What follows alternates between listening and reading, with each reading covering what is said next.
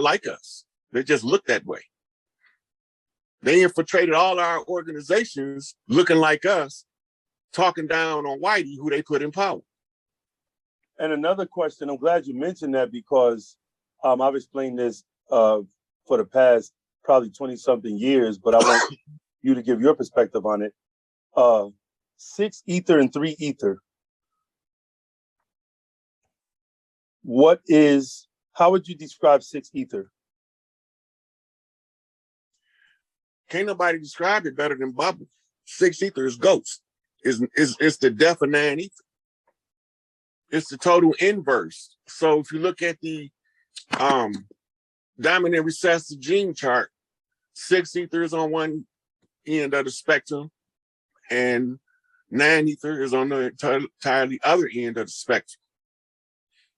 But neither one of them in and of themselves is good or bad. But until you put an intention with them, that's what makes the difference.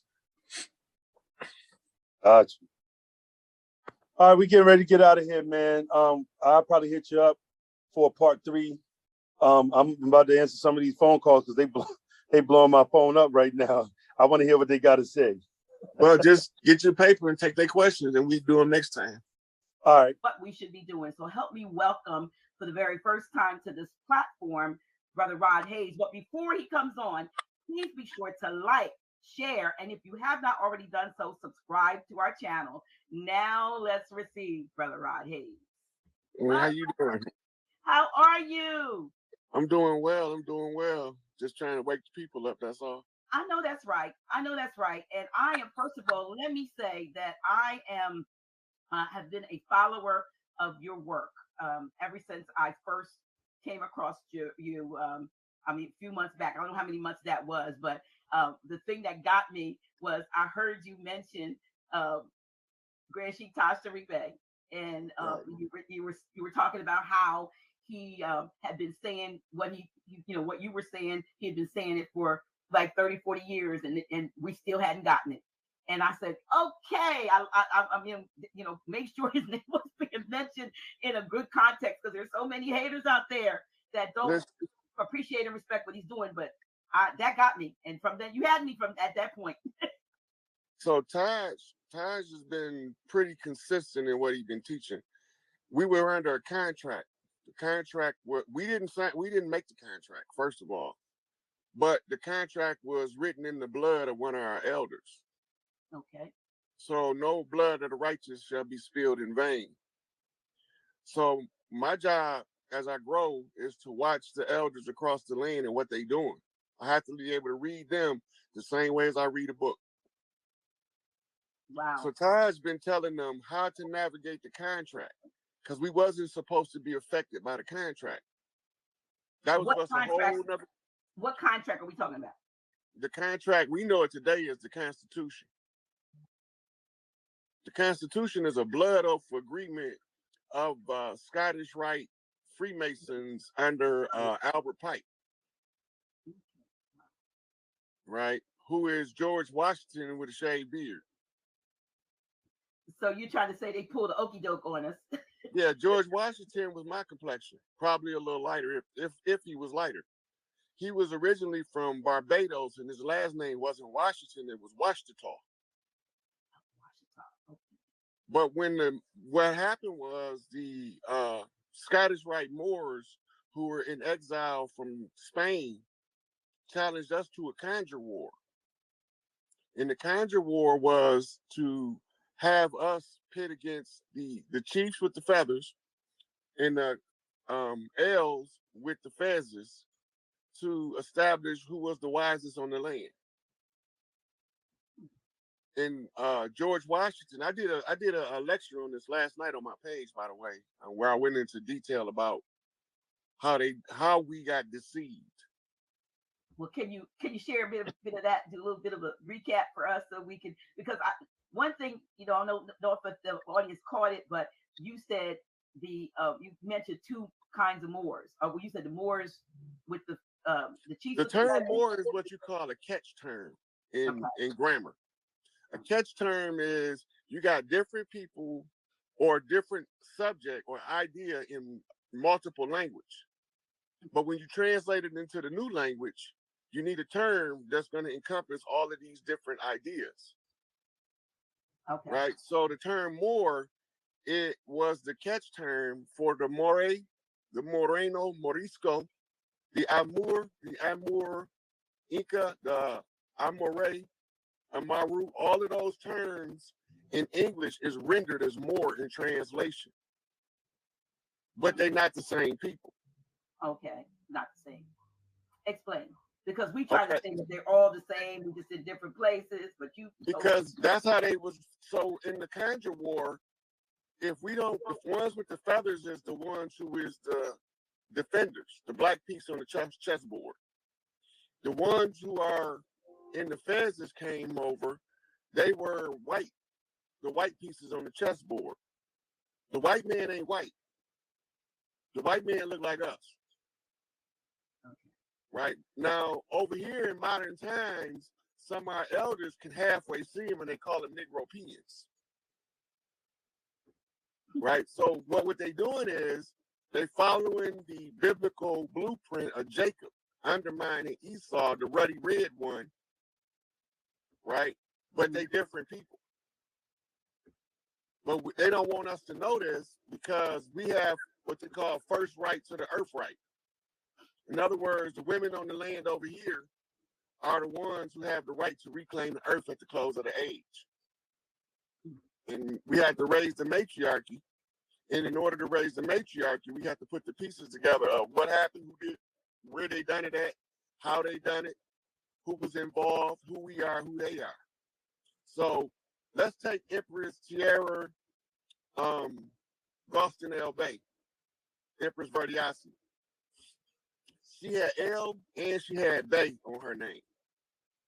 That means that the knowledge that she possessed, she could take feathers from a bay or fez from an L in order to reclaim the land. Right? Mm-hmm. And her bloodline ties straight back to Noble Drew Ali, same blood, Cherokee Nation, Washita, the mound builders of ancient. Now, all the time, they over here in our midst, just the wheat and the chaff story. You talked about that, yeah. Right. They look like us, but they don't treat each other like we do. Right. There was a certain code on the land over here. You could tell the people from the land because no matter what happened, they follow that code. That's what you call righteousness. The code of righteousness is written in your heart. They call it those who follow the golden rule, the golden ones. Right? Mm-hmm. And we were the ones with the feathers. This is your Thanksgiving memorial. Because we had to know that the turkey was the symbol for the chief. In the harvest festival, the women cooked the chief a turkey. They took the harvest festival, then they murdered us on Black Friday. Mm. So it's not Thanksgiving that's not part of our culture. It's Black Friday that's the damning of a nation. So they let's stop just a minute. So what you're saying is the day when before what we're going through the last couple of years, folks ran out and purchased everything and got all these deals and so forth is actually a day that commemorates the murdering of our chiefs. So the Thanksgiving, when folks say the Thanksgiving is not ours, that was ours, but it was what happened the day after. That didn't have nothing. That wasn't ours. They gave that to us whether we wanted it or not, and called it Black Friday. That's when the wars initiated. When they killed off the elders, and there's nobody to teach the children. Right? It's all in morals and dogma. It's the ones who follow the moral code written in their heart versus the ones who follow the dogma that is taught out in the open. So when you talk about the dogma taught out in the open, are we talking quote unquote religious dogma or this? Yes. Okay. So remember in Circle 7, Noble Drew Ali wrote a chapter called Religious Controversy. Now, why is that in there? Why is it important to know about the religious controversy? Because that shit didn't have nothing to do with us. We fighting over it. We fighting if we're gonna be Christians, Muslims, or Hebrews, and we wasn't none of that shit. Yeah. They're talking in the chat. I mentioned in the chat they hear the static that's coming from you. So I don't know. We tried to get rid of it before we went live, y'all. So we're gonna do the best we can. We were talking prior and it was clear. As soon as we got ready to go live, the static came. So y'all know how it is, you know, any kind of little interference. So please bear with us. Just listen real close, turn up your sound or whatever. But you know, you want me to try to go out and come back in? We could probably get a better link, better connection. Okay, if you'd like to do that, let's see, you know, because you know it popped up all of a sudden. Okay, let me see if we can get a better connection. Okay, all right, y'all. Thank you all for your patience. Listen, while he's getting it back, listen, share this link, please. This is a special broadcast, and the brother's gonna drop some stuff. Please, please, please share right now. Share as far as you can. Tell everybody to get on. Let me see how it sounds right now. How was it? How was the sound? Sounds good to me right now. So let's hold on to that. Okay. Okay. Right. So yeah. Just let everybody know. You know, I want to see 1,000 in the chat. We've had more than 1,000. So come on. Let them so we can all know this, get this knowledge. I have given you, Brother Hayes, another name, a nickname, or like a tag, and I call you the record keeper. You know, among the other things that you did, you're an activist, but I call you the record keeper because whenever we have talked over the last week or so, you just have such a barrage of, just a plethora of information and knowledge, and it just flows out of you just so natural. We talked about how you study we talked about the similarities between you and Grand Sheik on how you absorb yourself into things. But I mean, you just have, it's like you were endowed or endued and viewed with the gift of retaining or to get the information, the knowledge of the records, and to bring it back. Like I should have called you Brother Akashic. You got so much up in you. Yeah, that might upset my sister Cashin, so don't do that. Oh, I don't mean no disrespect. I mean no disrespect, but I just know that when you and I have spoken, it has been just, I just get filled up with the knowledge that comes out. But let's go back. You're back on. So let's get back where we were. We were talking about what were we talking about? My goodness, you know where you were. I want you to get back on that, because we're the different Moors. When you talked about the white man isn't the white that we know that they're not white, but you're saying that there were white, so-called white men, but they look like us, but they were not us. Am I correct? Right. There you go. So they were called conquistadors. Okay. We know them in the history books as blackamoors. Okay. Right. And this is the reason why they was kicking our ass for so long. They used pale faces to block the institution so that we didn't know what was being done to us. They was doing everything in secret. That goes against the rules of the land over here. Okay. Right. So because they was doing it in secret and we couldn't get in the lodges, we invited half of Europe to come over here to flood the lodges with the same motherfuckers that kicked them out over there. Wow. Because they had the pale face, they could get in. Once they got in, then they can give us, we call it flip out. They can flip out the secrets into the public domain. Now, who is us? Because now are we talking about the Moors that were not us, or us, the ones of the land, the people of the land? We wasn't called Moors. Okay. Right. We was already here. All right. Right. So we over here refer to them as black devils. Mm. Right, because they are sworn enemy. We didn't swear to be their enemy because we was kind, hard, and loving people who accepted everybody with open arms. They hugged us and then stabbed us in the back. Right? And they're amongst us now, aren't they? Yes. Goodness. Right. Some of them is some of your favorite activists that's been trying to get us to take up arms against pale people, but never letting us know that the people behind it, their skin ain't pale. They come out of the Scottish Rite Lodge, but we got blindsided by the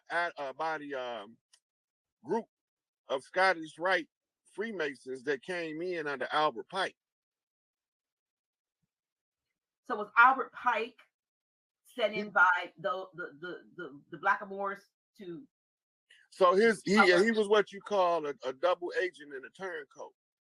So they knew that our people with the feathers and the people with the feathers was going to have amnesia during the 200-year duration of the contract because of the blood oath.